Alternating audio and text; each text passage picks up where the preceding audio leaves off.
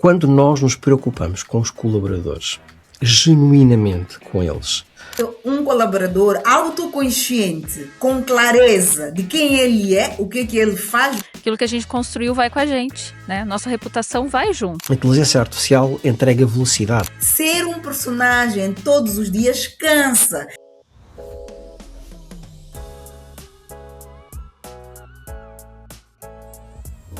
Olá, sejam muito bem-vindos a mais uma edição do podcast de Personal Branding, neste caso na nossa versão em português, e comigo eu tenho a Lucely do Brasil e a Lisete de Moçambique e eu de Portugal, onde vamos mais uma vez falar sobre marcas pessoais. Desta vez, a marca pessoal na experiência do cliente, porque é um tema extremamente importante. Acabamos por, às vezes, ter interações enquanto clientes com as mais variadas empresas que dizem, o cliente é a nossa principal preocupação, nós queremos ter um melhor atendimento ao cliente, um melhor serviço ao cliente, e essas mensagens estão espalhadas pela internet, estão espalhadas às vezes pelas salas, pelas paredes da empresa, e em tudo o que é comunicação para o exterior acaba por ser verbalizada essa importância. Mas talvez quando nós ligamos para o serviço de atendimento ao cliente, acabamos por perceber que somos tratados como mais um e não como o cliente que realmente tem a importância que a empresa diz que tem. Para além disso, também há outra coisa importante, que é o colaborador. O colaborador que está a fazer o atendimento. O colaborador humano. Nós temos o colaborador virtual, mas o colaborador humano que está a atender esse cliente, seja numa venda, seja numa reclamação, que muitas vezes lhe é pedido para ter um sorriso, para ser simpático, para ser empático, para de facto demonstrar a preocupação com o cliente, mas depois a empresa não se preocupa com essa pessoa. E, obviamente, que aquilo que lhe é pedido provavelmente não é transmitido a quem está à sua frente. E, obviamente, isso vai impactar essa experiência que o cliente final vai acabar por ter. E, portanto, o tema de hoje tem muito a ver exatamente com isto, com esta experiência que os clientes têm dentro das organizações, porque os clientes muitas vezes são os próprios colaboradores da organização, e depois os clientes exteriores. E se, de facto, quando nós acabamos por ter uma marca, sermos marcados por essa experiência, fica a marca da empresa ou fica a marca do colaborador? O que é que vocês pensam disso, minhas colegas? Fica a marca dos dois, porque a marca, a reputação e a marca de uma instituição é também, em parte, é também construída pelas pessoas que atendem. Porque na parte intangível, mesmo que comercializem produtos tangíveis, mas na parte intangível, os colaboradores é que entregam serviço, eles é que lidam com o cliente. Então, não basta ter um ótimo produto se a experiência que o cliente tem não é boa, acaba por influenciar negativamente. Nós estamos cansados de ouvir amigos e familiares a dizerem, olha, eu prefiro até conduzir mais alguns quilômetros para ir comprar naquela loja, porque o atendimento é excelente, deixando uma loja bem próximo de casa. Então, eu sempre vejo a reputação da organização como a soma das reputações das pessoas que trabalham naquela instituição. E a marca pessoal, ela é que nos ajuda a sustentarmos essa reputação. Se nós não cuidarmos da nossa identidade, da nossa imagem, termos um posicionamento fraco, uma presença também não boa, dificilmente nós conseguimos ter uma boa reputação e acaba por afetar a reputação corporativa por causa de uma marca pessoal. Então, é sempre interessante que as empresas olhem para a marca pessoal e marca profissional do colaborador como parte da sua estratégia de comunicação, de branding e de marketing para melhorar a experiência do cliente e não separar. Dizer, a marca pessoal não me interessa muito, só me interessa a corporativa, esquecendo-se que quem entrega a marca corporativa é a marca pessoal. Exatamente. Isso Concordo. mesmo. Tu trabalhas muito com clientes, inclusivamente formação Sim. de atendimento ao cliente. Conta-me, qual é a tua perspectiva? Exatamente. Eu trabalho muito com essa questão de que a nossa marca pessoal cola na marca da empresa. É uma soma. E muitas vezes a gente assume esse sobrenome da empresa, enquanto a gente é SLT, né? A gente é conhecido pela fulana da empresa X. E essa responsabilidade ela é muito grande. Então, nós, enquanto nossa essência, o que carregamos, o que entregamos, a história que construímos está colada com a história da empresa. E se a gente atende mal, não é só a nossa reputação que está em jogo, é a reputação da empresa também. Então, eu tenho trabalhado muito, essa semana foi bem intensa, eu estou com os treinamentos também na empresa sobre isso, muito bom esse tema da gente poder estar revisitando. E a gente vê, às vezes, né, que tem esses manuais, que tem o mural lá com os valores, com a missão, com a visão, né? Tem técnicas de atendimento sendo realizadas de tempos em tempos na empresa, mas muitas vezes o colaborador ele não associa que aquela técnica, que aquele manual tem informações que dizem sobre ele também. Não é só sobre a empresa causar uma excelente experiência, um excelente atendimento. E a gente vê ali NPS, a gente está analisando NPS e vendo assim os casos que vêm. Às vezes a empresa bate no peito e diz assim: meu diferencial é atendimento. Aqui, né, todo mundo brilha, todo mundo tem uma experiência incrível. E aí a gente tem que escutar o cliente, né? E é no NPS que a gente vê isso. Então a gente vê às vezes o quanto um colaborador foi disperso, o quanto ele não deu atenção devida, o quanto ele discriminou num atendimento muitas vezes. E aí eu vou falar assim, não só do mercado financeiro, né, que às vezes reclamam de taxas, de tarifas, mas tem muito mais queixa dessa atenção, desse carinho, desse cuidado. Ao mesmo tempo em que tem também os bons, né, tem até ouvidorias elogiando os colegas. E eu fico pensando, quando a pessoa ela recomenda uma empresa, um lugar, um serviço, ela recomenda porque ela foi bem atendida, não só porque ela teve uma taxa mais barata ou porque ela teve, né, ou que ela ganhou um brinde. É porque a pessoa se preocupou com ela, se preocupou em escutar, se preocupou em olhar nos olhos, se preocupou com todas aquelas técnicas que também dizem sobre a marca pessoal, não só sobre a marca da empresa.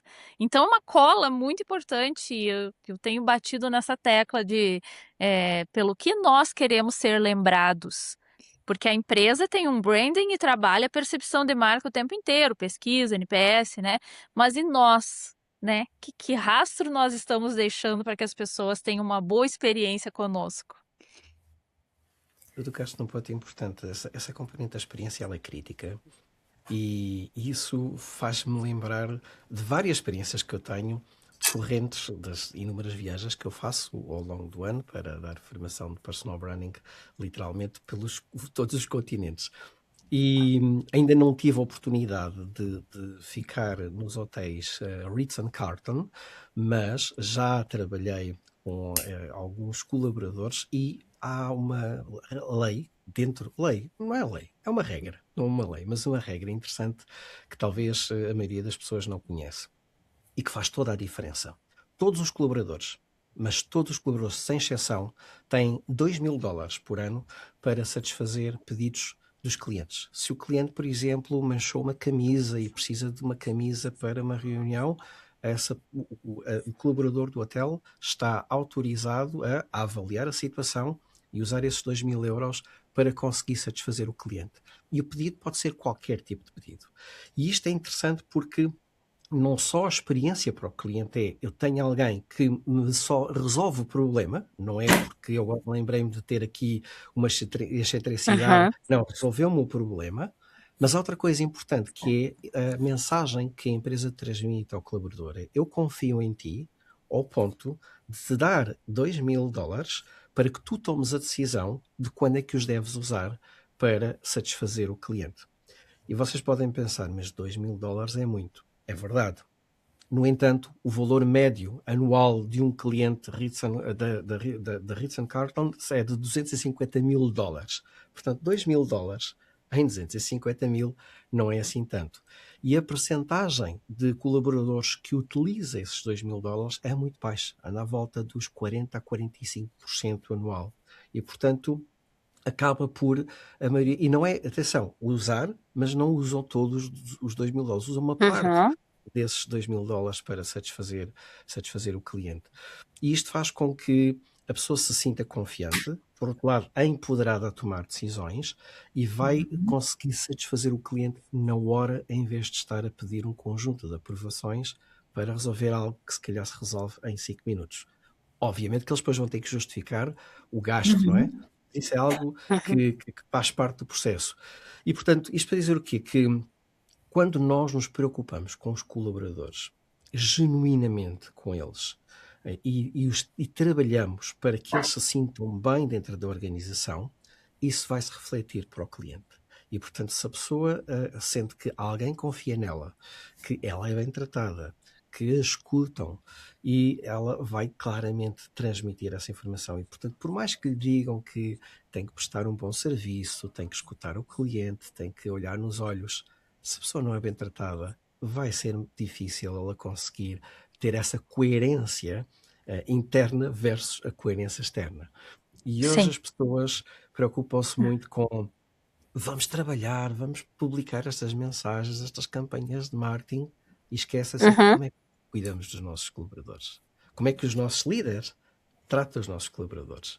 Aliás, o último estudo da Edelman, de confiança, de 2026, reforça ainda mais o problema da confiança interna que existe nas empresas e que eu vejo em todos os clientes. Não há um único cliente com que eu trabalho onde o problema não esteja primeiro interno, antes depois da comunicação externa. Sim, e é preciso uma maturidade bem grande, tanto dos empregadores quanto dos colaboradores, nessa questão. É muito da confiança mesmo, né? Eu tô te dando 2.000 euros para você fazer um encantamento.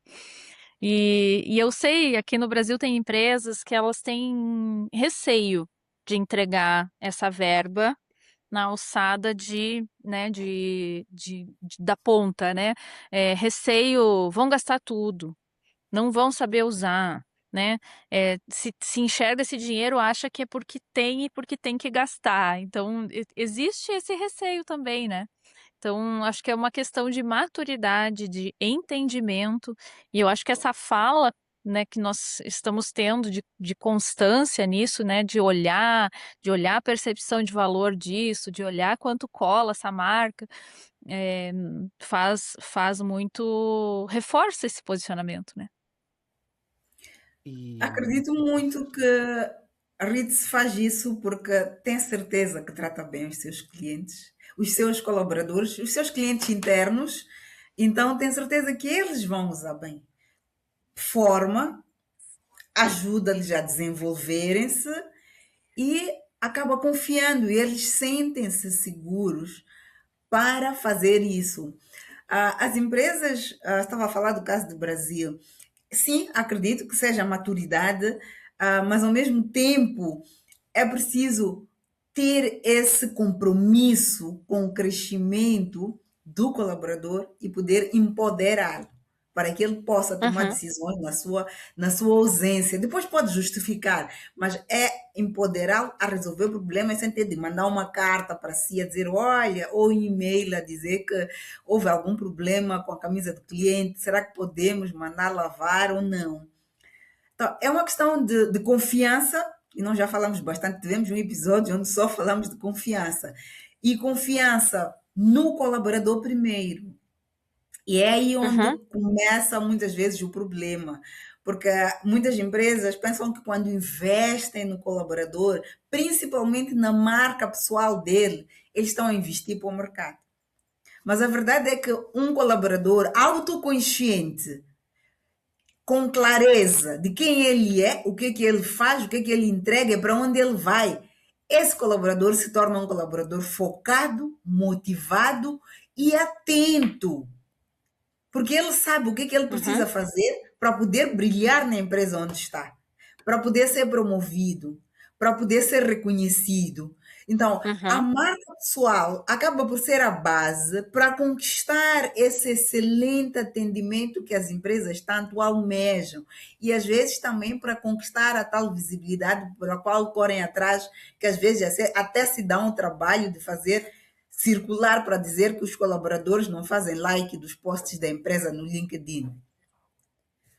Quando a pessoa se sente valorizada e há confiança entre os dois, não é necessário que alguém mande um comunicado a dizer que temos página no LinkedIn e coloquem like. Não é mesmo. A pessoa faz por livre, espontânea vontade, porque sente-se confortável ao fazê-lo, porque os valores da organização são efetivamente os que são vividos e não aqueles que estão escritos na parede. Muito bem. E partilho exatamente essa opinião contigo e vou-vos dar um exemplo de um cliente com quem trabalhei e obviamente não vou aqui mencionar nomes nem países, mas basicamente eles estavam a trabalhar a marca pessoal de tudo o que eram os diretores das diferentes lojas a nível global.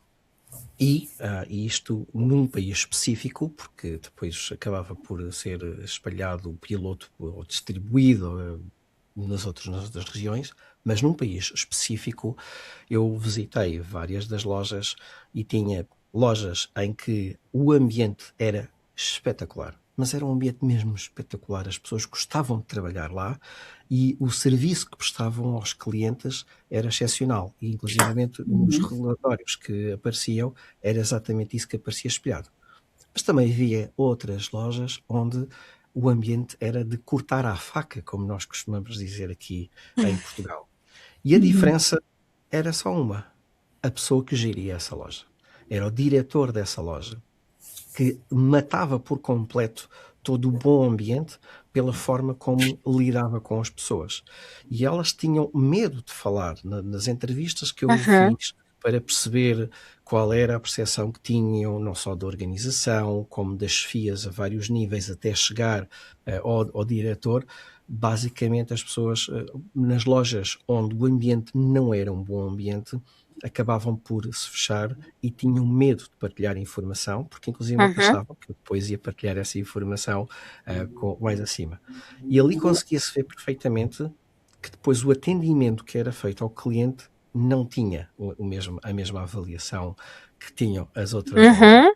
Portanto, havia um impacto significativo de uma pessoa dentro de uma estrutura que algumas vezes eles tinham essa percepção, mas quando de facto começaram a olhar para o universo e ver a diferença entre quais eram aquelas que realmente tinham um desempenho maior e as outras que não tinham, notava-se claramente esta questão do como é que os clientes internos estão a ser tratados e depois como é que isso se reflete para os clientes externos.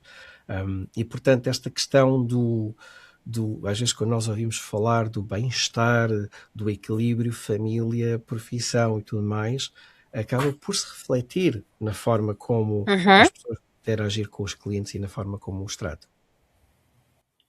Marca pessoal é a pessoa, né? É a pessoa. Se ele não se dá conta do quão tóxico ele é, né? Não vai entender os números negativos que estão vindo. Jamais.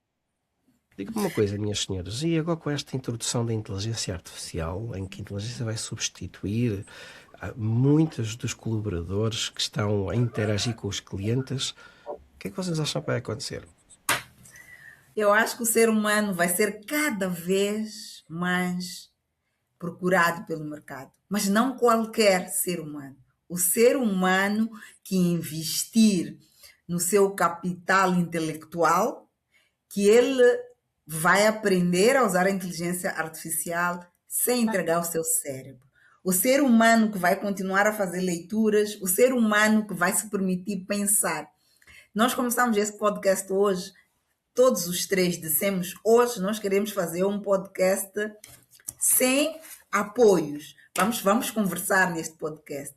E o argumento E basicamente usamos, é que eu quero ver até onde o meu cérebro vai, o que é que ele vai trazer. Então é importante fazer isso e não sempre que possível ir buscar apoio para pensar. É importante permitir que o seu cérebro trabalhe para si e isso é que vai garantir a continuidade dos colaboradores. Claro que é essa criatividade, não é? Que é muito importante, mas também a resolução de problemas, que também está ligada à criatividade. Nós temos Uhum. criatividade para resolver os problemas, a resiliência, porque acredito que com a tecnologia, com a inteligência artificial, as mudanças vão ocorrer muito rápido e nós vamos precisar aprender e reaprender com muita rapidez também. Então, quem ficar cansado rapidamente não vai conseguir acompanhar as mudanças. Então, é preciso ser resiliente e aceitar que é preciso fazer o upskill sempre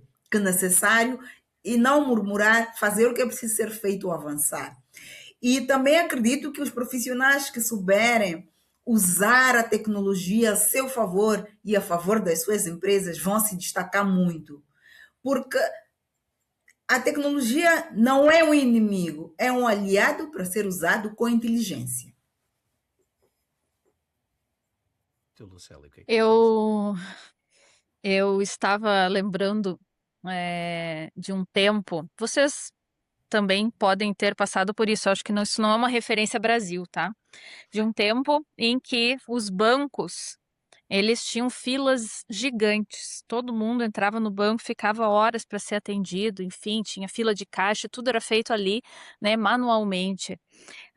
Com a tecnologia, as coisas foram avançando e as facilidades foram acontecendo, e a pessoa começa a se autoatender e começa a ter agilidade em vários serviços, em vários produtos, em contratações, que não dependem mais do colaborador. E Uhum. durante um bom tempo, teve uma onda, né, em nível de instituições financeiras em que os clientes eram colocados porta para fora. Tipo, te vira com autoatendimento, te vira com o celular, né? E aí, quem que se diferencia nesse movimento? Quem sabe utilizar a inteligência artificial e a tecnologia para aliar o serviço e não para colocar as pessoas para fora. Eu venho trabalhando isso dentro de uma empresa que justamente tem esse referencial humano, tem um Uhum. valor cooperativista por trás que torna as pessoas referências humanas. E por mais que exista o atendimento digital, o bot, o autoatendimento, tem um humano por trás. Você não fala o tempo inteiro com um robô. Né? Às vezes a gente diz, ai meu Deus, que robô burro, né? A gente fala uma coisa, ele pergunta outra, e né, a gente tentando se autoatender em alguns momentos, né? E a diferença de uma instituição financeira cooperativa é de poder olhar para a pessoa, né? De ter um humano por trás que vai mandar um áudio, que escuta o tom de voz, que tenta entender o momento daquela pessoa, o que ela está passando por aquilo, que o robô ainda não tem essa capacidade humana de fazer, né? Então, eu percebo essa, de novo, uma cola, né, do humano com o robô para que a gente possa avançar juntos, né? E essa parte é interessante porque isso agora fez-me lembrar uma notícia que eu vi esta semana e que está relacionada com, e agora sim vou mencionar uma empresa, porque a notícia é pública, com o IKEA ou com o IKEA, como quiserem chamar, Uhum. que basicamente substituiu 8.500 pessoas por uma ferramenta de inteligência artificial para depois poder fazer o atendimento. Mas o que o IKEA fez não foi só substituir essas pessoas. Pegou nelas e fez um reskill para que elas passassem a ser uma mais-valia noutras áreas. E, portanto, não foi Uhum. vamos colocar de parte as 8.500 pessoas, porque já não precisamos delas. Não, vamos utilizar a inteligência artificial para melhorar os nossos processos, para ser uma primeira linha de atendimento, e depois as outras pessoas vão dedicar-se a outras áreas, porque elas são conhecedoras dos produtos. Então, como é que nós podemos utilizá-las para não só melhorar os produtos, mas ficar como uma segunda linha de apoio? E, portanto, isto é aquilo que as empresas deveriam pensar em vez de pensar Uhum. vamos lá substituir o suporte por inteligência artificial. Porque hoje, se eu ligar para qualquer operadora de telecomunicações, o que me vai atender é um sistema automático. Sim. Já é há uns anos atrás. Agora é um sistema Uhum. que tem alguma inteligência. E o problema que nós vemos hoje, basicamente, é que a inteligência artificial entrega velocidade. Nós conseguimos ter respostas muito rápidas, mas a confiança não é entregue pela inteligência artificial. Ela é entregue pelas pessoas que Não. estão do outro lado. Portanto, acaba por ajudar, às vezes, a ser um filtro inicial para conduzir o cliente para a pessoa correta, por forma a que ela depois possa prestar o serviço que o cliente que está do lado de cá espera. Quando eu olho para aquilo que são os clientes com que eu trabalho e também quando eu sou cliente, eu vejo muito essas diferenças. Eu pessoalmente, eu vou aos locais e às vezes viajo um pouco mais, vou aos locais onde eu sou bem entendido. E isso faz toda a Uhum. diferença. E lembro-me perfeitamente de uma vez aqui em Portugal, um restaurante que já não existe, em que quando a gerente desse restaurante estava no restaurante, ela ia mesa a mesa falar com cada uma das pessoas. E, portanto, não é um restaurante pequeno, era um restaurante grande, que tinha uma movimentação muito grande à hora do almoço, porque era num local de escritórios. E, portanto, a senhora ia falar com os clientes, um a um, perguntar como é que Uhum. estava, se tinha alguma sugestão. E houve um dia que ela estava na caixa. E eu vou para pagar, ela pergunta, olha para mim, olhos nos olhos, como é que estava o almoço, correu tudo bem, Uhum. estava tudo bem, ela diz-me quanto é que é, eu dou-lhe o meu cartão para fazer o pagamento, ela pega no cartão, continua a olhar para mim, não é? Pega, rápido, o coloca na máquina e quando me dá a conta diz-me, muito obrigado Nelson e até amanhã. E eu disse, obrigado Nelson, até amanhã, saio e começo a pensar, mas ela estava a olhar para mim assim, não. Quando a senhora pegou no cartão, bastou ver que o meu nome era Nelson e personalizou a despedida. Uhum. Só esse pequeno pormenor faz toda a diferença. E quando eu viajo, por exemplo, eu há pouco estávamos a falar antes da nossa entrada aqui na gravação da viagem ao Peru. O Peru é um local onde eu vejo as pessoas a viver a sua própria cultura, a transmitir o gosto por essa cultura e quando eu vou a um lugar, seja um restaurante, seja um shopping ou uma loja, há um atendimento 90 e muitos por cento das vezes que eu às vezes não vejo noutros países onde vou, europeus, não vou fazer agora aqui a comparação com o Brasil, nem, por acaso só tive online até agora formação com clientes, era para ter ido lá, não cheguei a ir, mas o Brasil sim, e este ano vou ter a oportunidade também de ir. Eu sei que às vezes depende das culturas também, mas depende da forma Uhum. como as pessoas gostam de estar lá a trabalhar. E eu já ouvi pessoas dizer, Uhum. eu faço aquilo que for necessário por esta organização, porque eu sinto-me valorizado em trabalhar aqui. E, portanto, isso vai se transmitir para os clientes, quer exista tecnologia de inteligência artificial, quer não. E quando a gente faz um trabalho, onde a gente faz alguém se sentir melhor, isso tá até no voluntariado, a gente sente que nem parece um trabalho. Então é esse sentimento que é interessante de observar, né. E agora você falando do Brasil, né, eu estou em Minas Gerais nessa semana, e ontem eu saí para almoçar e tinha uma fila gigante no restaurante que eu gosto aqui da região. E eu fiquei, porque o atendimento lá é excelente, fiquei na fila. O atendimento é bom e a comida é maravilhosa. E aí eu fiquei naquela fila e aí fiquei no celular, né, passando o tempo enquanto a fila vinha, dali a pouco veio, né, um dos garçons com uma bandeja, né, de bolinho de queijo, oferecendo a todos que estavam na fila. Né. Aí a gente fala lá que experiência de encantamento nas filas é só na Disney. Mas que bom ter uma experiência assim, né. E a gente volta e pode ser mais caro, e a gente volta nesse lugar, porque a gente é bem atendido, né. O ser humano, em particular, quando pode, está sempre disposto a pagar mais para ser bem atendido e receber o que procura, com excelência. Uhum. Antes, diz-me só que tocaste um ponto importante aí, Lucélia, que eu lembrei-me de uma experiência na Colômbia, em que sempre que eu vou e a cidades diferentes, e algum dia que passem por alguma cidade, principalmente Bogotá, Medellín, a parte de Cartagena, cidades grandes, experimenta ir a um lugar chamado Andrés Carne de Res, é um restaurante. É famoso, se perguntarem, eles vão vos dizer onde é que é, e a experiência começa antes de entrarem no restaurante. E ao Uhum.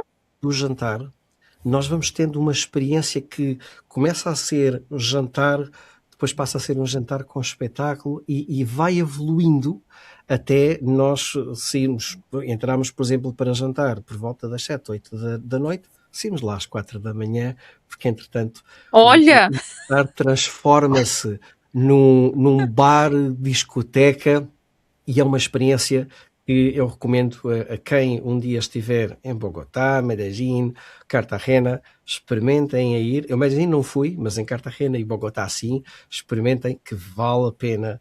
E Chia, se estiverem em Bogotá, há uma cidade que fica perto, que é Chia, que é onde nasceu este conceito, e de facto o objetivo era um casal, e o casal normalmente está no restaurante ou de Chia ou de Bogotá, e o objetivo deles é: nós queremos proporcionar uma experiência em que as pessoas venham jantar, mas saiam daqui alegres, saem daqui valorizadas, saem daqui com um espírito diferente daquele que entraram. E garanto-vos que isso acontece quando forem lá.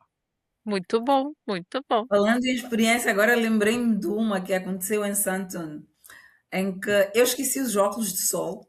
Eu entrei no restaurante, fiquei ali, esqueci os meus óculos de sol. Mas é um lugar que eu costumo frequentar com muita frequência.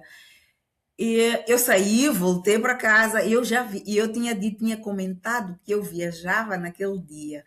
Olha que eles foram me entregar os óculos, eles me telefonaram para me dizer que eu tinha esquecido os óculos, e eu disse que eu estava a sair para o aeroporto, então não tinha como esperar. Eles mandaram um Uber para me entregar no caminho. Olha, Não tinham nenhuma obrigação. Eu já tinha dito, memorável. definitivamente, foi uma experiência Nunca memorável. mais. Então, acham que quando eu for lá vou deixar de ir àquele restaurante? Claro que não, eu vou sempre. Jamais. Porque eu sei que eu posso esquecer uma coisa valiosa, eles vão cuidar bem.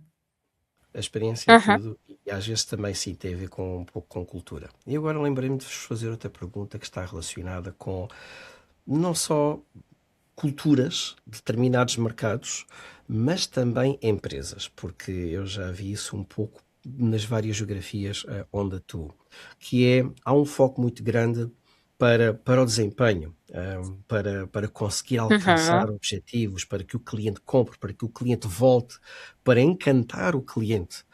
E até que ponto é que isso não faz com que a pessoa que esteja do lado de cá perca ali um pouco a autenticidade da sua marca para ver se consegue alcançar aquele objetivo e criar ali um personagem só para alcançar aquilo que pretende e que tem a ver às vezes até com os próprios objetivos que lhe põem.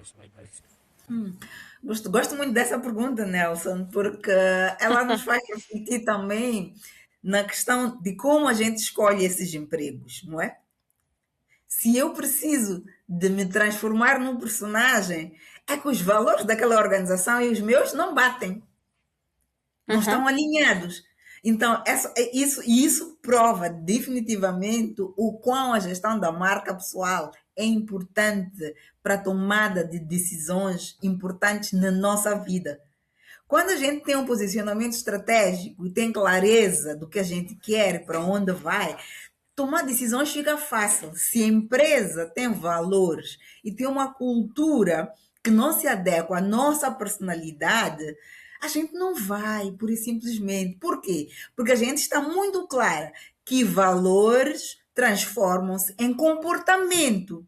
E comportamento exige pensarmos nisso.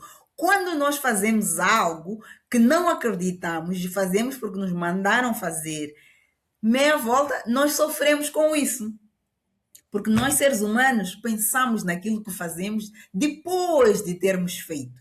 E quando colocamos a refletir, se há um conflito entre os valores pessoais e os valores da organização, nós nos tornamos infelizes nessa organização.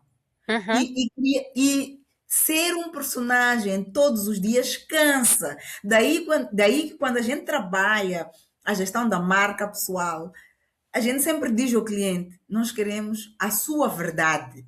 Porque se você criar um Uhum. personagem, um dia você vai ficar cansado, vai cair. E as pessoas que hão de ver essa sua versão, que é a sua verdade, vão comparar com a sua versão de mentira, elas vão se sentir enganadas. Mas nós gerimos a nossa marca pessoal para alcançarmos os nossos objetivos, mas também para aumentarmos a confiança no mercado. E a partir do momento em que nós Uhum. quebramos essa confiança, vamos ter muito, mas muito mais trabalho para voltarmos a ganhar essa confiança algum dia. Ou não, ou nem conseguimos recuperar essa confiança. Começamos a ter uma crise reputacional provocada por nós, porque nós quisemos criar um personagem para satisfazer uma determinada instituição e esquecemos de nós próprios. Então, isso é uma prova de que a gestão da marca pessoal não é algo que devemos fazer porque estamos à procura do emprego, porque estamos à procura de uma promoção, mas Uhum. devemos gerir a nossa marca pessoal para nos ajudar a tomar decisões conscientes e decisões que vão nos fazer bem, não só no trabalho, mas também na nossa vida. Porque quando a pessoa pensa em casa sobre aquilo que fez no trabalho, já não está no trabalho, está na sua casa, no seu ambiente familiar, Uhum. social. Mas aquela atitude, aquele comportamento que teve, afetou a sua vida pessoal. Deixa-me fazer uma pergunta à Luciana Eu, com base nisso, que é o seguinte, e porque isso vai ajudar a colar exatamente aquilo que tá. provavelmente ela acabámos de ouvir. Que é quando alguém muda de empresa, porque tu falaste também na parte do CPF, como é que se diz no Brasil, é isso? CPF? Como é que se chama? CPF. Uhum. CPF. Portanto, quando alguém muda de empresa, ela leva a reputação com o cliente ou volta a estaca zero? O que é que se constrói que viaja com a pessoa? O que é que ela leva? Muito boa a sua pergunta. Já passei por isso e eu tenho falado muito sobre isso, né? Quando a gente muda de ambiente, aquilo que a gente construiu não descola. Aquilo que a gente construiu vai com a gente, né? Nossa reputação vai junto. E também para a empresa fica um legado. Fica o teu legado, porque você trabalhou ali, você entregou, você se doou para aquele momento, era você atendendo, era uma pessoa humana atendendo, né?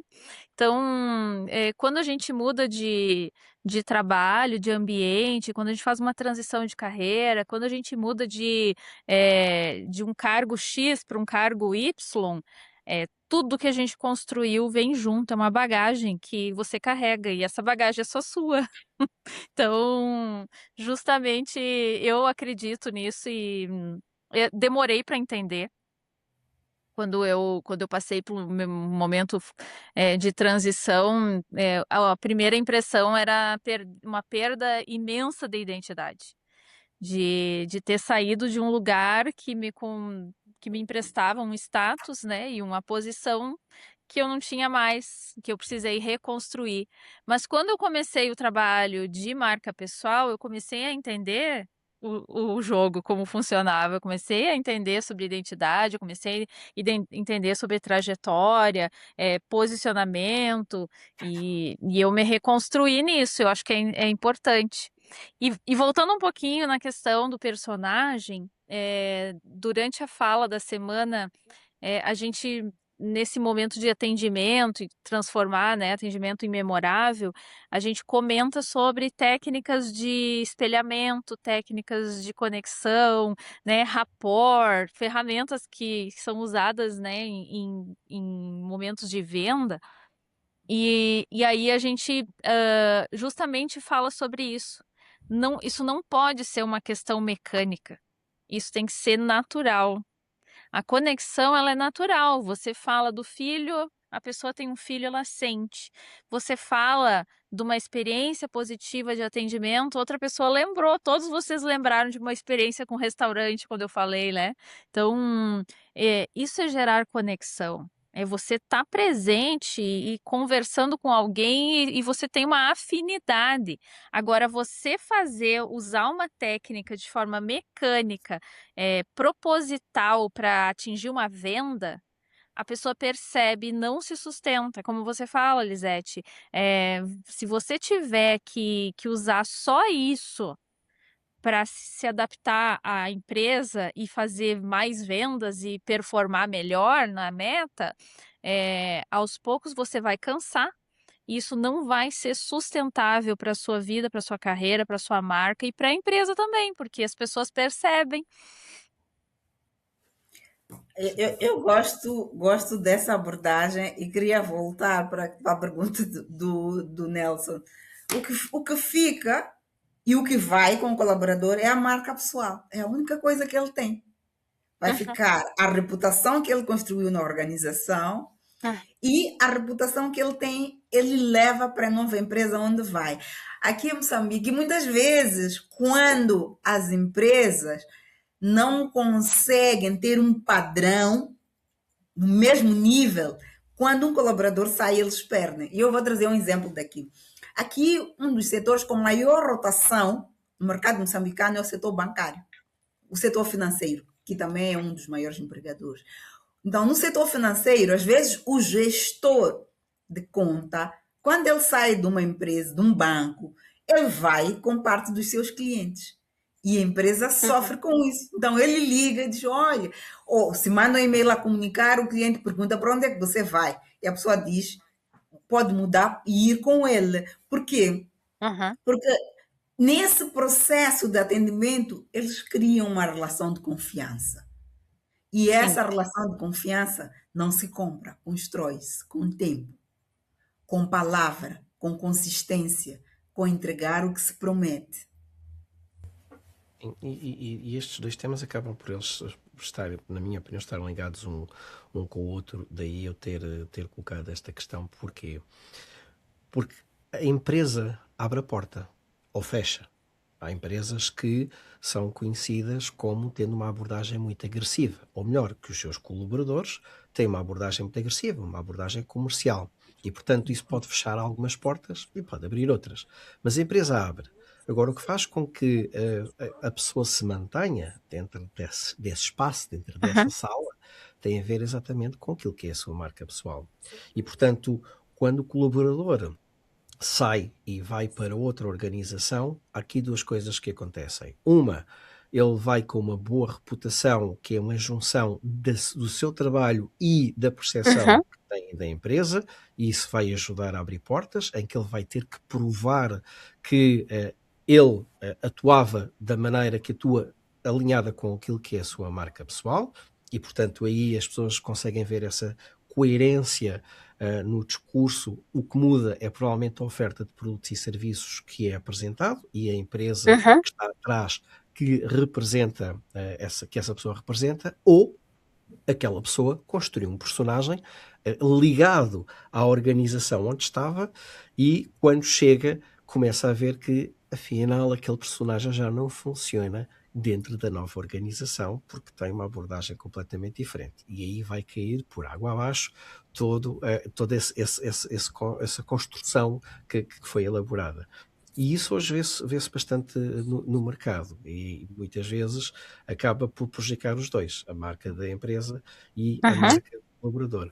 Eu lembro perfeitamente que quando estava na IBM pensava, isto a IBM é um mundo, e é verdade, a IBM era e é um mundo, mas não há mais nada lá fora que não a IBM. Portanto, aqui nós podemos ter uma carreira nas diferentes áreas, porque entretanto mudei várias áreas. E há um dia que surge uma oportunidade para trabalhar para outra organização. E os meus colegas diziam, mas tu és maluco? Mas tu vais trabalhar para aquela empresa pequena. Inclusive era uma empresa que tinha algumas dificuldades no que diz respeito à sua marca no mercado e tu vais para lá? E sim, porque para lá eu tenho a possibilidade de construir algo diferente e na altura eu não sabia, portanto, que era a marca pessoal, mas tenho a possibilidade de usar aquilo que é o meu conhecimento em prol daquilo que é a nova organização. E de facto foi isso que aconteceu. Eu aí percebi o que é emprestado e o que é meu, ou seja, o que é da Uhum. empresa, tá? E o que é que realmente é meu. Às vezes nós confundimos aquilo que a empresa nos dá com o que é nosso e achamos que todo aquele bolo, todo aquele pacote que está ali está associado à organização, quando na realidade há duas componentes muito importantes. Depois, quando eu mudei novamente para outra organização, aí acabei por ser eu responsável da organização em Portugal e em vários países, e tinha eu que criar e trabalhar com a equipa. E uma das coisas que eu lhes dizia, porque aí já percebi o que era marca pessoal, devido a esse período nessa empresa intermédia e à forma como normalmente as coisas funcionavam no que diz respeito não só à abordagem ao mercado, mas a personalidade e os personagens que Uhum. alguns elementos queriam criar. Portanto, comecei aí, é onde eu comecei a perceber o que era marca pessoal e o que era um personagem, quando eu depois assumo essa responsabilidade de liderar a organização, mercados lusófonos e também parte dos mercados que falam espanhol, de fala espanhola, acabei por perceber e dizer às pessoas que trabalhavam comigo que tu representas sempre duas marcas. A mais importante, que é a tua, e a segunda, que é a da Uhum. organização para onde tu trabalhas. Porque quando os clientes trabalham contigo, se trabalham contigo e tu representas uma empresa. Se tu saíres daqui para ires trabalhar no outro lado, é a tua reputação que está em jogo e é a tua reputação que vai abrir ou vai fechar portas. A empresa onde trabalhas acaba por ser a organização que te vai apresentar um conjunto de regalias, mas quem te paga são os clientes. E, portanto, esses é aqueles a quem tu deves sempre estar com o máximo de atenção e perceber como é que tu lhes podes satisfazer as necessidades, independentemente da organização para onde tu trabalhes. Porque o que está sempre em jogo vai ser a tua reputação, vai ser a tua credibilidade e vai ser a confiança que os clientes criam em ti e antes de criarem na organização que está atrás. E às vezes as pessoas, e eu tinha isso quando eu trabalhava na IBM, têm uma ideia de que as coisas são ao contrário. Que é, não, a empresa e depois então estamos nós. Não, Uhum. deve ser nossa marca e depois a marca da organização para quem nós trabalhamos. Vou contar um exemplo, agora um contraponto, tá? Uma coisa diferente. Eu conheci um profissional que ele trabalhava na área de tecnologia de uma grande empresa nível Brasil, da área de beleza, cosméticos. E ele desenvolveu um projeto de tecnologia dentro da empresa, assim, super valioso. E ele foi chamado, ele começou, né, a receber visitas para conhecer o projeto, começaram a querer saber, né, o que que era, e inclusive virou uma palestra, né? Várias vezes ele fez uma fala sobre esse projeto dentro da empresa. E ele começou a ser assediado por palestras para, inclusive eu assisti uma palestra dele, eu fiz uma formação com ele e depois assisti a palestra. E aí, um belo dia, ele conversando comigo, ele contou que a gestora dele havia proibido ele de fazer palestras porque ele estava se promovendo demais com a empresa. A marca pessoal dele estava muito alta e a empresa e ela assim achou muito ruim. O departamento que ela gerenciava, ele estava aparecendo mais que ela. Para mim, estava sendo fantástico a cola que estava acontecendo. A empresa estava tendo um nome e um case rodando o Brasil afora. Um case da empresa que aquela pessoa liderou e conduziu. Mas olha que delicado que é isso, né? Isso é muito interessante porque esta semana estive a conversar com uma empresa, com uma diretora de recursos humanos, e a questão dela, ela convidou-me, ela quer que eu dê uma formação sobre marca pessoal, marca profissional, e o receio dela, na verdade, era que ela disse assim: eu não quero que fale muito do digital, porque os colaboradores vão começar a fazer publicações no LinkedIn e vão ser vistos e contratados pelas empresas. Então eu explicava a ela que, sabe, quanto mais marcas pessoais fortes você tiver aqui dentro da sua empresa, melhor para si. Essas pessoas vão contribuir para valorizar a sua marca enquanto empregadora e ainda vão ajudar a elevar a reputação da organização. Porque são pessoas que são credíveis, elas vão se tornar mais credíveis, vão ser confiadas e elas vão dizer que trabalham aqui, está escrito lá no LinkedIn delas. Então você vai se beneficiar muito mais se elas tiverem marcas pessoais fortes do que se elas tiverem marcas pessoais abaixo da média. E ela disse: Ah, sabe, eu nunca tinha visto dessa forma, porque sempre penso que quando as pessoas começam a melhorar a sua marca pessoal, elas saem da organização. Não! As pessoas saem da organização pelos seus motivos, ou não estão a ser bem tratados, ou Sim. os seus objetivos pessoais e profissionais não estão a caminhar bem, não porque tem uma marca pessoal forte. Até porque Uhum. muitos profissionais já perceberam que, às vezes, esse alinhamento entre a marca pessoal e a marca corporativa lhes dá muito mais vantagens do que andar sozinhos. Então, acabam por fazer uma associação, um co-branding muito bem feito, Uhum. que lhes beneficia. Então, não é correto pensar que se o colaborador tiver uma marca pessoal forte, ele se vai embora ou que ele vai enfraquecer a marca pessoal, a marca corporativa. Esse alinhamento pode fazer parte da estratégia da organização e trazer benefícios estrondosos e benéficos até financeiramente, não só em termos de visibilidade ou de reputação, mas trazerem benefícios econômicos. Até hoje, Exatamente. de todas as empresas onde também me colocaram essas questões, todas, sem exceção, o problema era só um.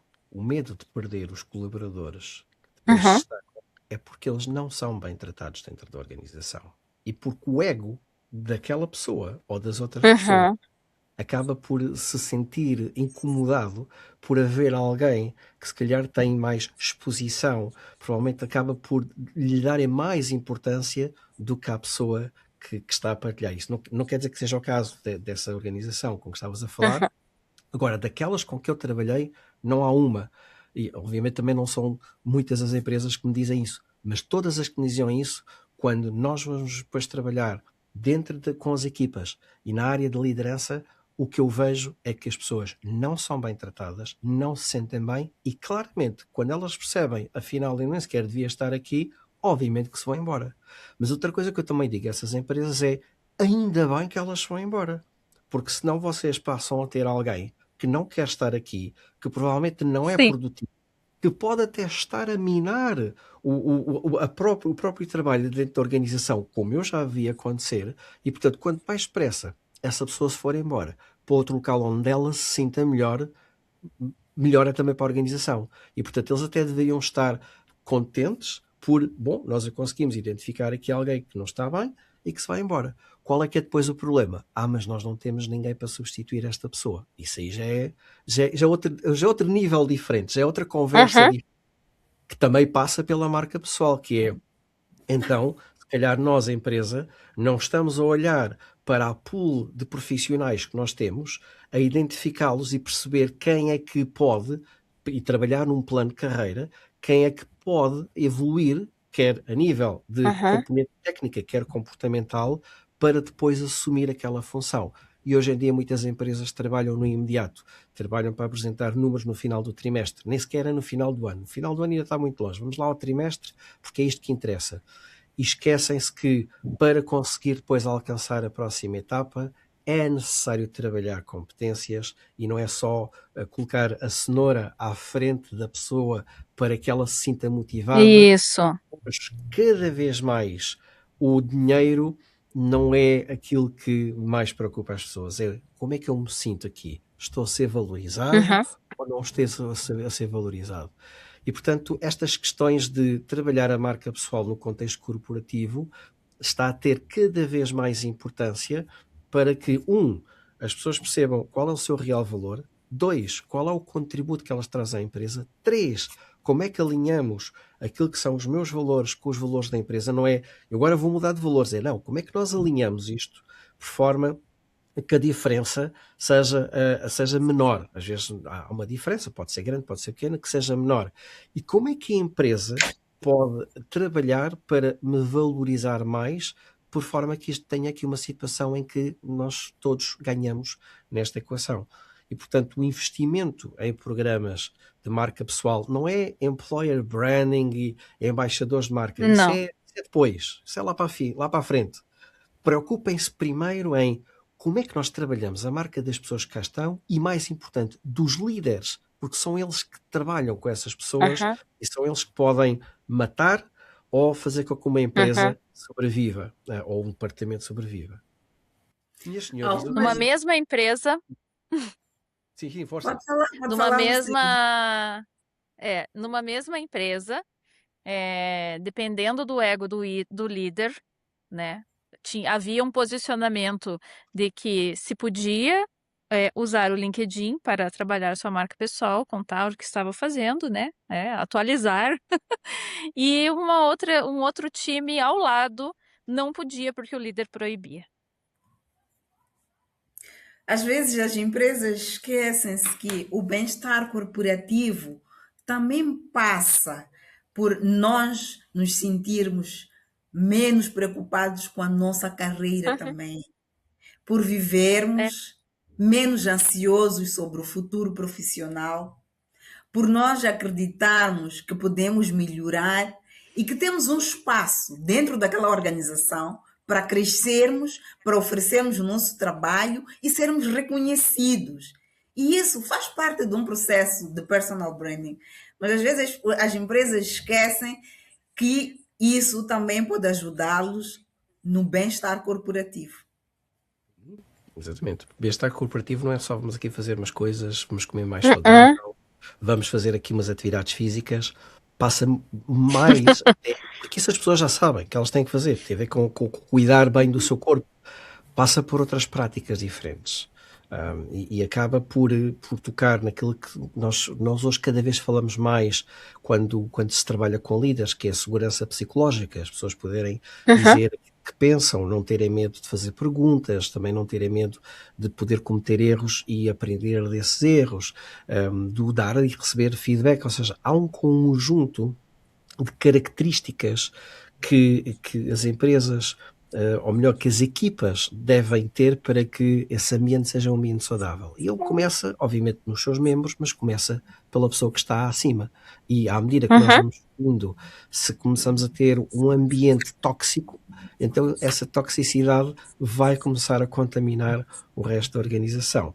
E, portanto, nós, enquanto clientes da organização, vamos ser prejudicados, mas os primeiros clientes são as pessoas com quem que trabalham lá. E por isso, a minha última Exato. pergunta para vocês é exatamente essa. Ou seja, se as pessoas que nos estão a ouvir pudessem mudar uma coisa só, uma que fosse, para poderem atender melhor os seus clientes. E quando eu digo atender melhor os seus clientes, podem ser clientes externos numa prestação de serviços, como podem ser clientes internos, como os seus colegas, às vezes como o seu superior ou como a sua equipa. O que é que vocês recomendavam que estas pessoas mudassem? Só uma. Ter clareza de quem querem se tornar e como querem ser lembrados. Porque ao responder essa pergunta, vão identificar os comportamentos que precisam adoptar para que isso aconteça. Também vão pensar nas competências e habilidades que precisam adquirir para que possam ser lembradas por elas.